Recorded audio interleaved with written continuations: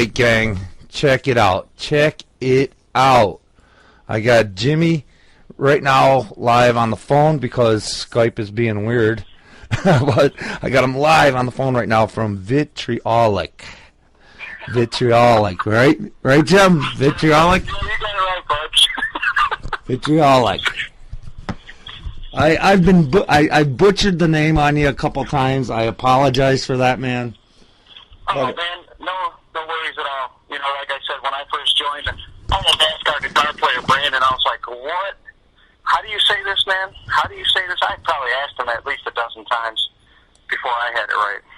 Wow, cool. Well, Jimmy, thank you. Thanks for calling in tonight, man. Thank you. Oh, man, I really appreciate you having me, man. It's awesome that you're having us and playing some of our music. It's really cool for us. Cool, man. So, how long you guys been together? When did you first come into the band? Why don't you give us a little bit of history there? Okay. Well, the original band started out of North Carolina. Now, I had moved to North Carolina for a different band. There's a little bit of problems there, so we won't really get into a whole lot of that because, you know, they do what they do and I'm going to do what I do. But there's some problems there. And I had left, and the guitar player, Brandon, found an ad of mine on Craigslist. It was super weird because I had just left this guy's house, trying him out, checking him out on guitar, and his wife, oh man, his wife came home. She must have had a bad day at work because she freaked out on me and my wife and was like screaming and hollering.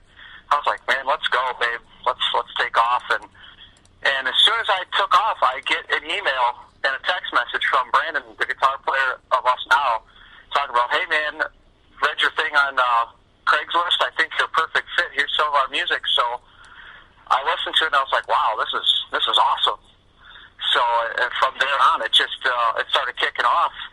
And when I moved there, I moved away from my children.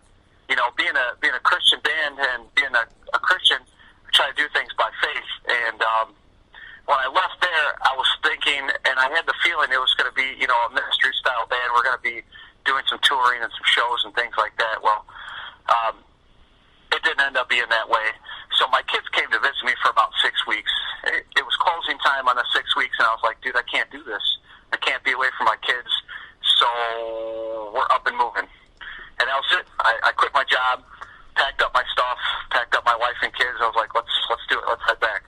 Mom and Pop said, you can move in here with us until you get stuff straight. And then we did that. And Brandon and Dylan said, hey, man, that's Brandon's a guitar player, Dylan's a bass player. They said, hey, man, we're not going to do this without you, so we're gonna keep this going. And that's what we've been doing.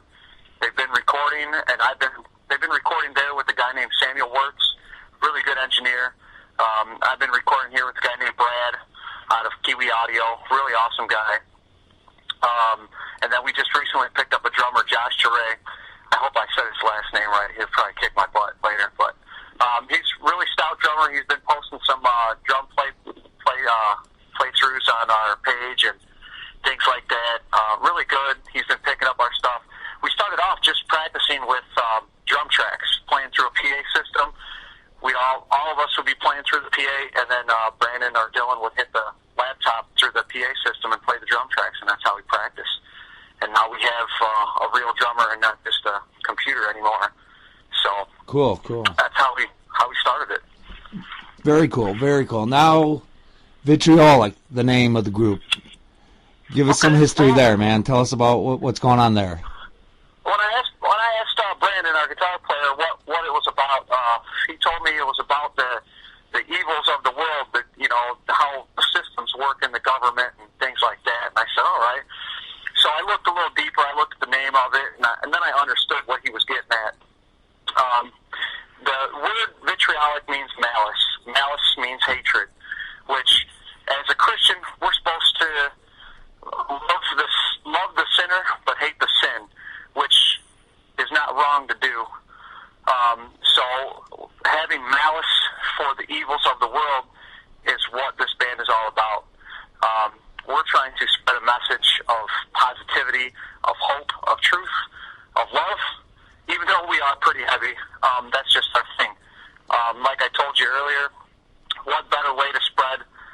a powerful message, but by being heavy. So that's what we do. Brandon, genius on the guitar, amazing guitarist. He's writing every day.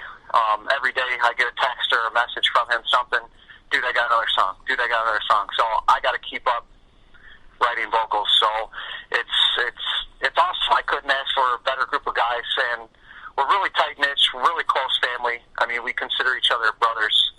And that's what, that's what Vitriolic is all about. It's our family, and we're against the evils of the world. We're not against the world. We're against the evils of the world.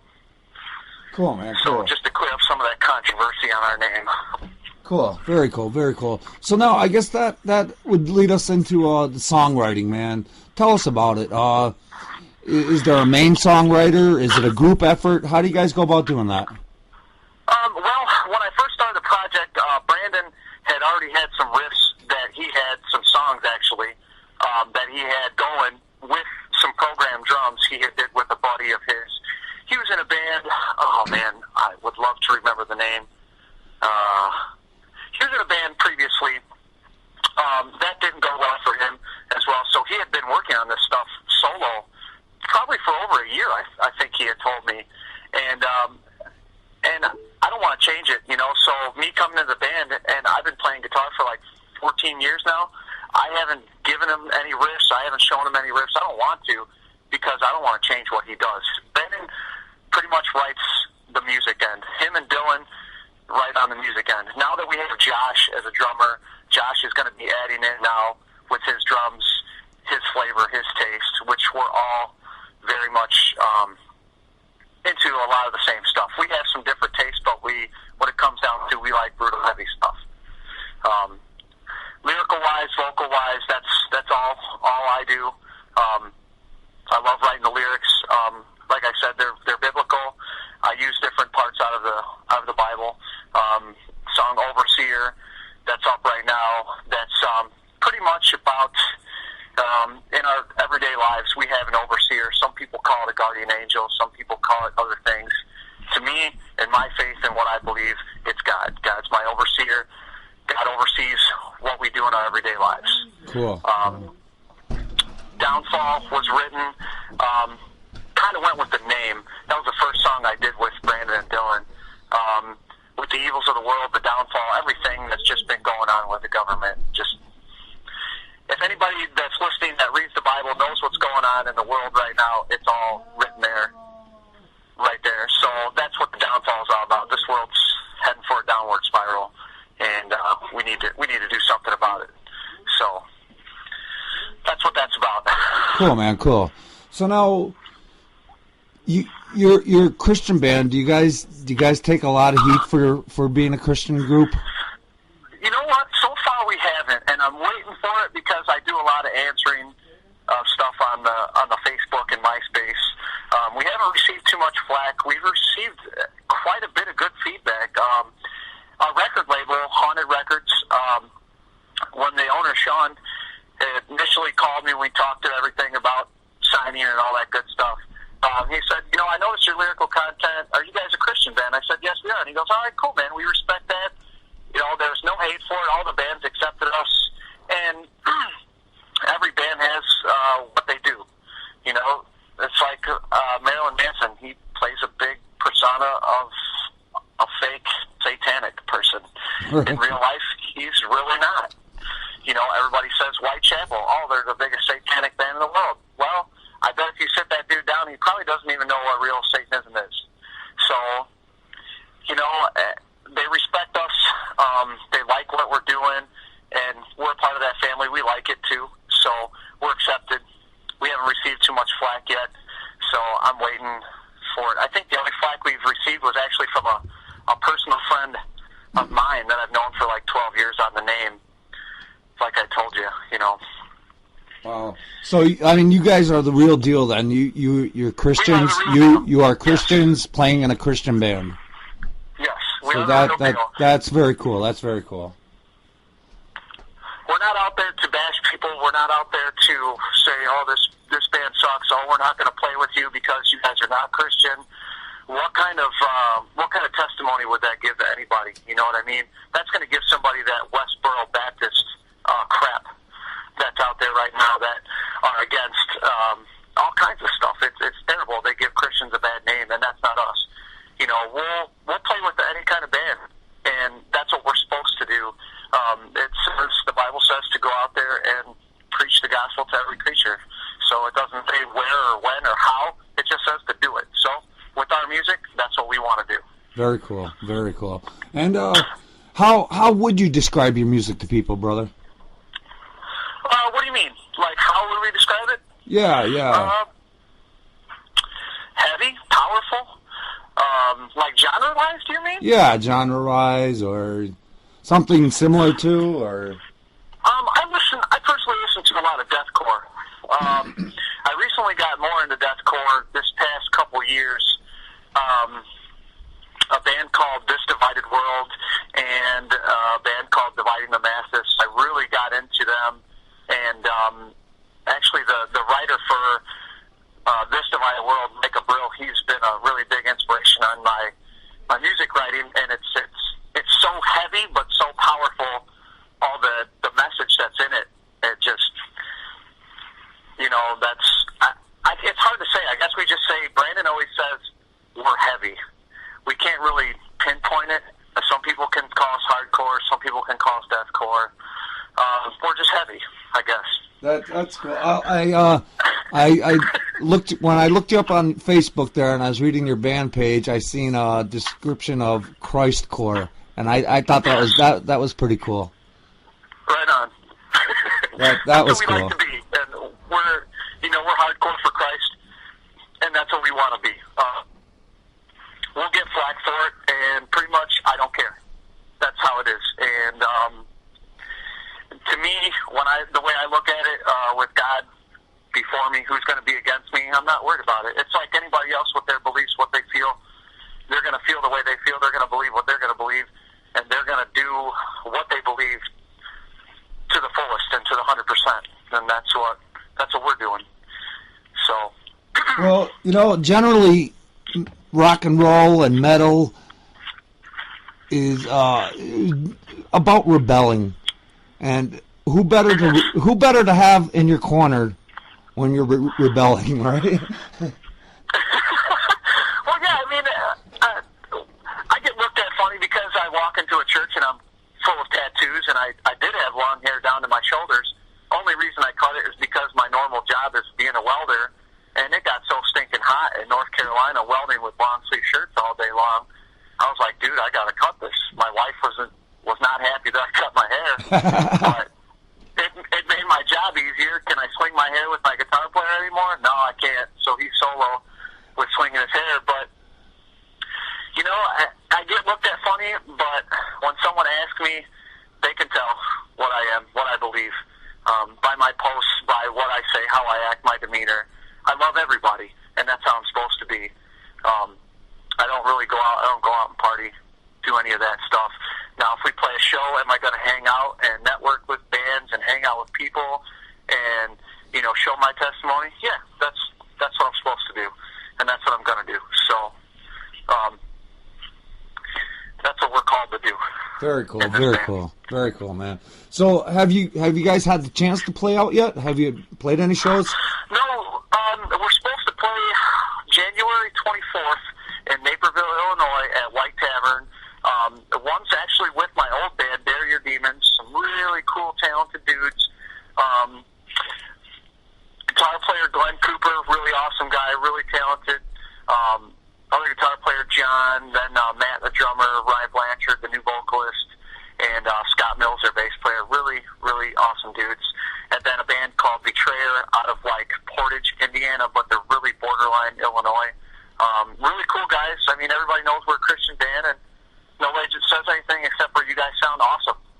So I can't repeat how they tell us we're awesome, but that's they're telling us we're awesome, and it feels good to hear that they're willing to play a show with us because they like our style. Cool, man. Well, let's play a song right now. How about The Downfall, brother? What can you tell us about that tune? The Downfall was, like I said, written. It was the first song I wrote. The lyrical content starts off, "Woe to you, all you brethren that have no faith. We are a generation founded on grace." Basically, that states off, people are lacking in the beliefs that Christ died on the cross for us. And that comes into my next sentence, where I said, "We are a generation founded on grace." Well, if it wasn't for the grace of God, the way I believe, we wouldn't be here. So that's what that is. And as I keep going, it's basically like me having a battle with Satan, and it's something I've dealt with personally and with majority of my life. So it's something that I'm saying. And in the chant part at the end, I got my kids in it saying, "Depart from me, I never knew you." That's me basically saying, "Get away from me, Satan. I want nothing to do with you. This is who I am. I'm a Christian. I'm a child of God. This is who I am. This is what I'm going to do." Very cool, very cool. In that downfall spiral of the world and how things are heading. So, Cool, man, cool. I have all the lyrics posted too on our Reverb Nation, on our Facebook. If people want to read them, they're on there as well. Cool, brother, cool. All right, listeners, check this out. Vitriolic with The Downfall. We'll be right back with Jimmy.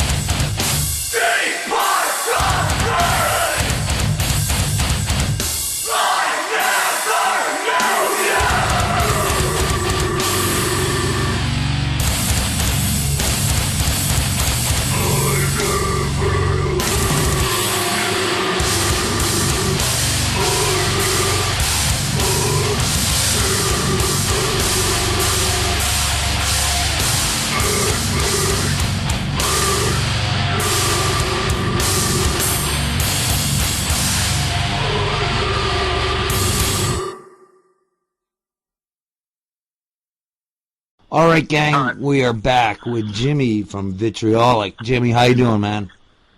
I'm good. How about yourself, bud? Doing great, doing great. Once again, I want to thank you for calling in tonight, man. Oh, man, not a problem at all. Thank you for having us. Cool, man. So now, when did you first get involved with music, man? When did it all start for you? That was my rebel days. I started off playing bass guitar, actually. No, you know what? I started off doing vocals at a punk rock band back in the day. They were called Burnt Toast when I first joined them.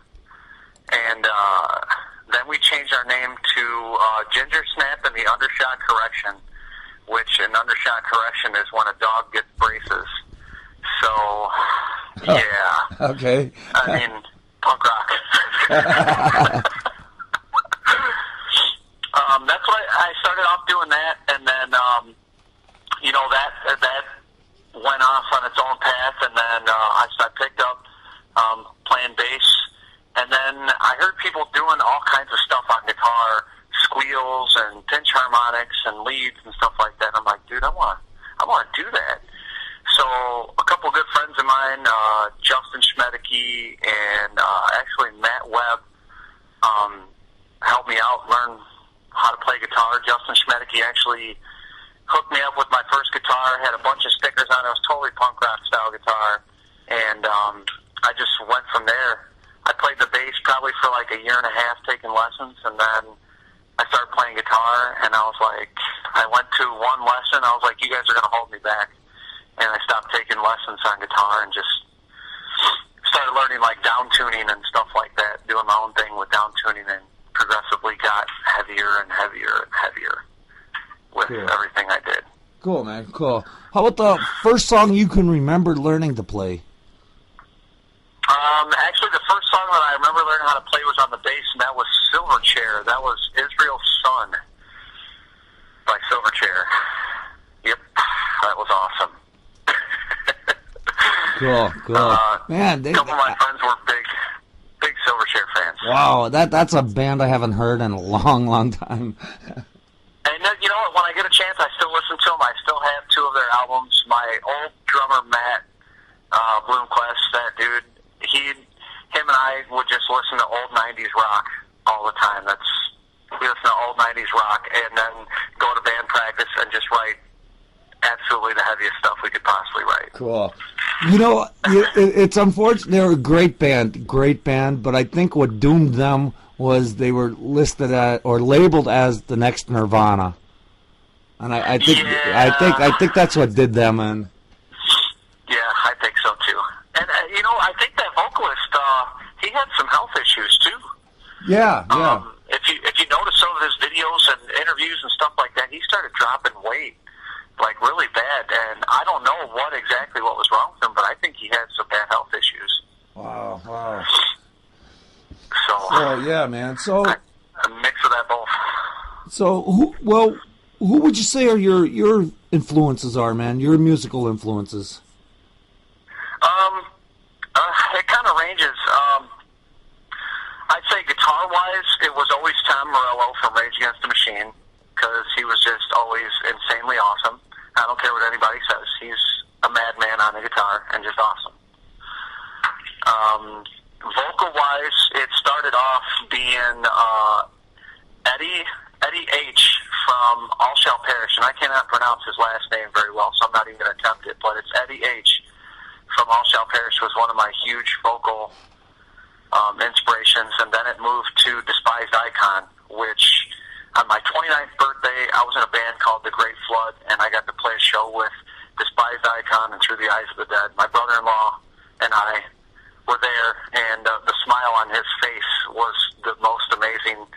I mean, like a 30-year-old dude with like a 6-year-old smile on his face watching some of our favorite bands play live right there.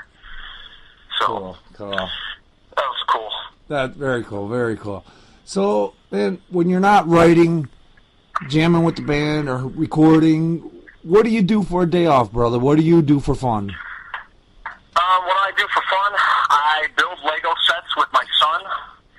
That's pretty exciting. We get pretty extravagant. Like, he wants to make a short film for all of his Lego movies, like all of his Lego characters. He's got Batman, he's got Avengers, he's got Lone Rangers, cops and robbers, all kinds of stuff. So he wants to make a short film, which hopefully him and I can start filming that soon. I've been watching some YouTube videos, and it's pretty hard because you gotta snap a picture, move it, snap a picture, move it, snap a picture, move it. It's all frame by frame stuff. Cool, man. That's very cool. Very cool. Yep, and then trying to keep up with my teenage daughter. That's always fun. She's 14 and knows everything about the world, and I love her to death, and it's hard to keep up with her and her interests.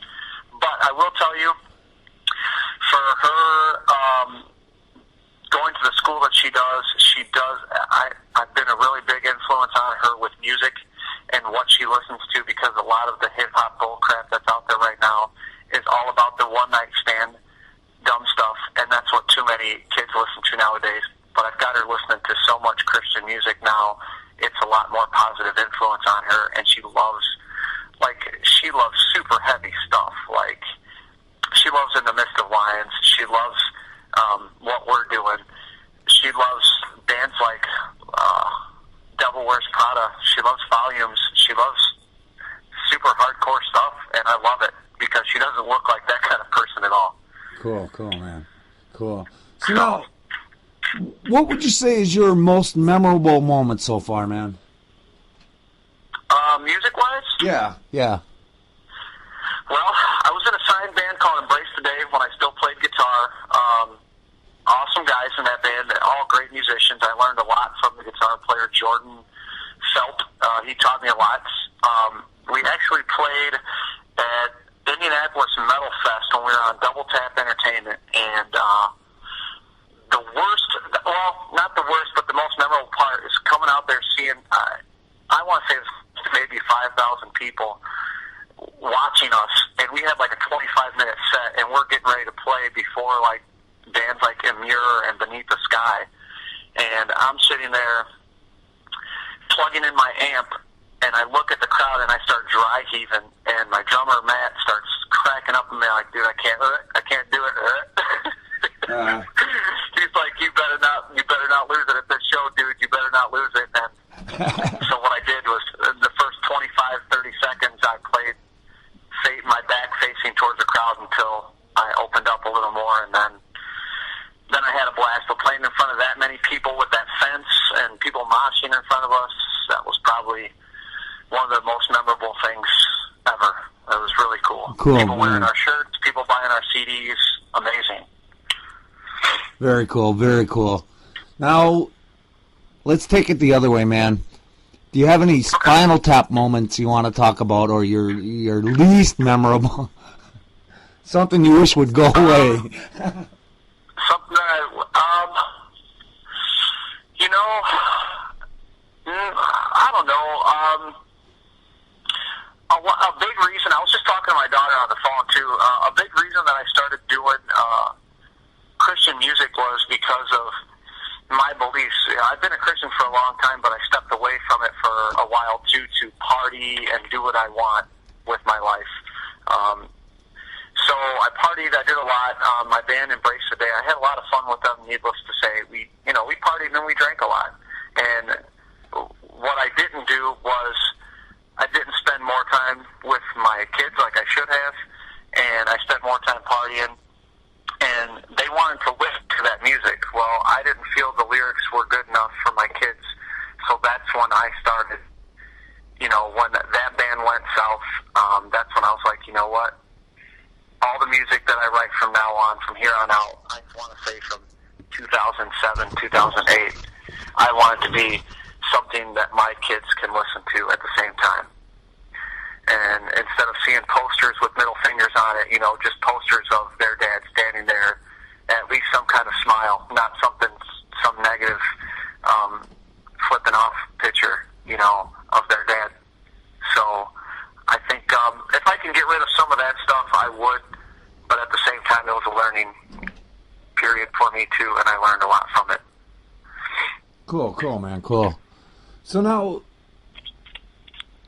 would you say you evolved as a musician or as a person since you started? Yeah, I definitely have. I've came a long way. Of course, I've had people that say that I suck on the guitar. I've had people that didn't care for my vocals very much. But then again, any musician is going to say that about anybody if they feel they're better, or if I'm going to use the word hater, if they're going to be a hater about it, yeah, they're going to say that about you. And if I couldn't keep up with a guitar player, such as some of the other guitar players I've jammed with, if I can't keep up with them, doesn't mean I suck. I'm just not a lead guitar player, and it doesn't bother me because I can still write pretty heavy stuff on the guitar. I just chose to keep it aside, and I like really doing vocals and being a lyricist, and my band members have no complaints. They like what I'm doing, and I love those guys. So, yeah. Cool, man, cool. So now, you, what advice would you guys have, or what advice would you have for bands just starting out? Bands just starting out, I would say, take your time. Don't try and rush everything. Don't try and we got to do this, we got to do that. Let's get famous tomorrow. No, take your time. Write your music. Write solid music. Don't just throw something out there just to have it done. Too many bands just rush because they got to have the next person hear it. You know what? Brandon and Dylan worked on that music for a couple of years before I even got to it, and then before we even released it, it was still another 6 to 8 months. So we worked hard on it, and we got stuff. Yeah, we got stuff now that we could probably throw out there and release, but we're not going to because we want it to be something good, not just some crap thrown out there. New bands, take your time. Be strong, and don't just say, give up. Don't give up. Do it. Not everybody gets signed right away. So, or not everybody makes it every day. And you don't have to be signed to make it right away either. You don't have to be. You can be independent. A band called Blood of the Martyrs, actually, out of West Virginia. Those guys aren't signed, and they got like 20,000 likes on their page. I mean, those guys are insanely awesome. They have 3 albums out, and they're good. They're a Christian band. They're doing it. They're touring. They're playing with national acts. They're not even signed. So just work hard.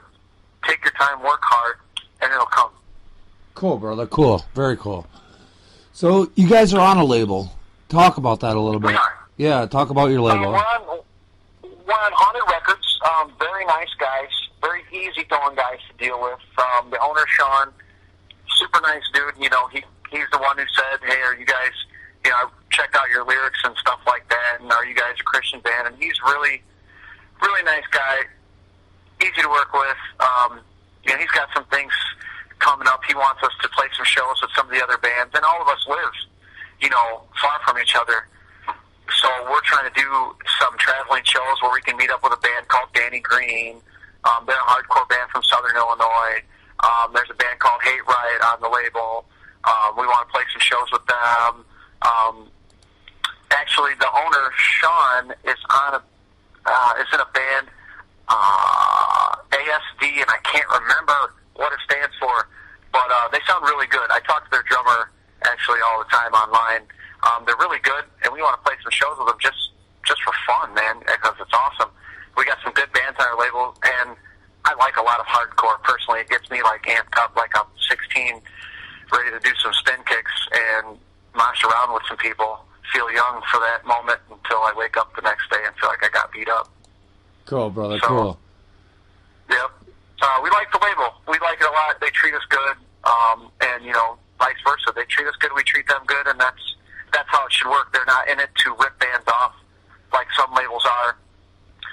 They're in it to help the bands out. They are a label for the music, for the bands. I won't get into specifics on the deal that we got, but by the way they deal with us, it is strictly for the bands. And I definitely thank Haunted Records and Sean, the owner, for how he treats his bands, because we couldn't ask for a better owner of a label. Cool, very cool. Well. Very cool, very cool. So, So now, what would you say is the ultimate goal for the band? Ultimate goal for the band, we all want to make it a career. We all work our jobs, especially Josh. He works a crazy off-shift job, and it makes it hard for him and I to get together and work on music.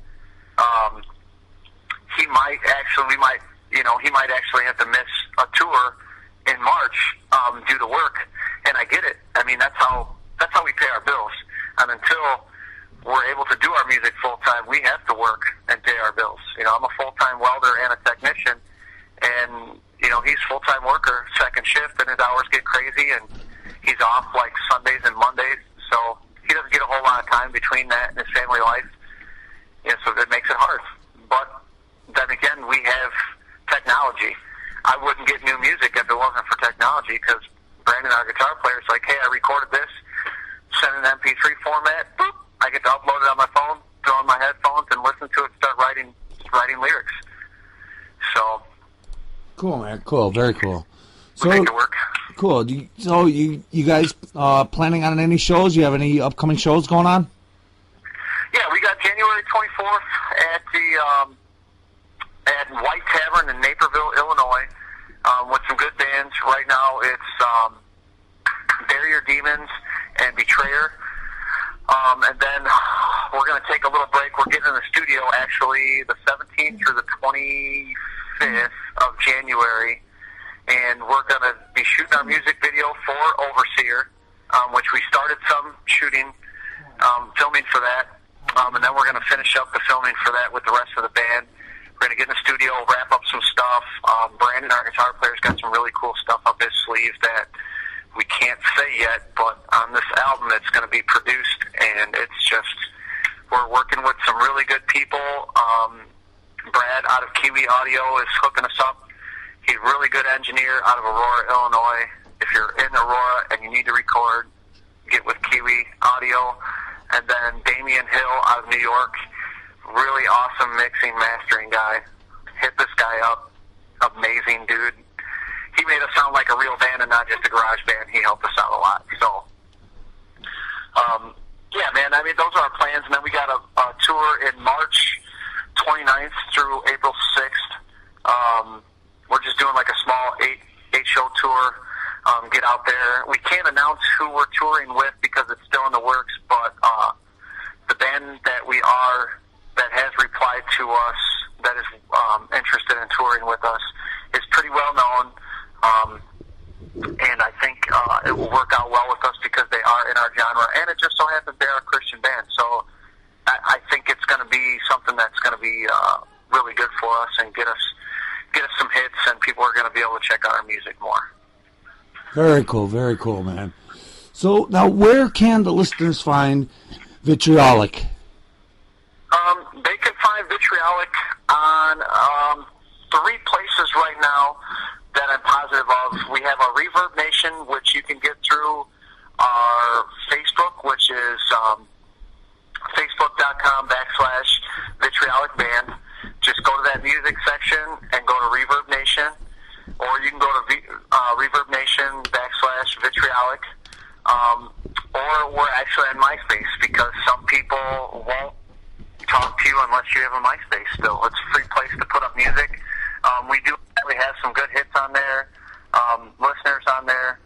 So that would be myspace.com /Vitriolic Heavy 2013. And then we're working on putting a Bandcamp up, because we're going to put 3 songs free for download on there, like a 3-song demo. People can have 3 songs, download them for free, jam it out. Hopefully it holds them over until our EP's done. Cool, man, cool. Well, Jimmy, man, I want to thank you for calling in tonight, man. It's been an honor and a pleasure. Oh, man, definitely. It's definitely been a pleasure, and we really appreciate it, the airtime, playing us. If you guys get a chance, please listen to Overseer. That is our latest song we just put up. It's a really awesome song. If you get a chance, Billy. Well, I'm going to play it right now, and I want to ask you to tell us a little something about it. The Overseer was just written because in my everyday life, I don't feel like I have a guardian angel. I have an overseer, someone that oversees everything that I do, and it's not my parents, it's not my wife, it's God. It's what I believe in. He oversees everything that I do, makes things happen for me, makes me work hard for what I have, and that's what it's about. We have an overseer, and whether some of you believe it or not, dig deep and look, and you'll find it. And that's what it's about. And the music video is going to have a lot of key points and explanations to it too. You know, we have an overseer, and whether we've sought it out, he's there. And I hope some of you get a chance to seek that out and find that. But we have an overseer, and that's Jesus Christ, and that's what that song's about. Very cool, brother. Again, thank you, Jimmy, for calling in tonight, man. Anytime you want to come back, you are more than welcome to come back. No problem. Can I give one shout out to somebody really quick? Absolutely, go for it. My brother-in-law, Jason Zierfis, man, I really hope you're listening, bro. You have been my biggest fan for the past 10 years now. I love you dearly, like you're my flesh and blood. Thank you for supporting everything that I've ever written in my entire life.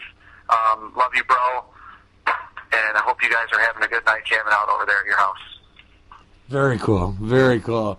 Jimmy, hang on the line for 1 second. Listeners, check this out. Check this out. Vitriolic with Overseer. We'll be right back.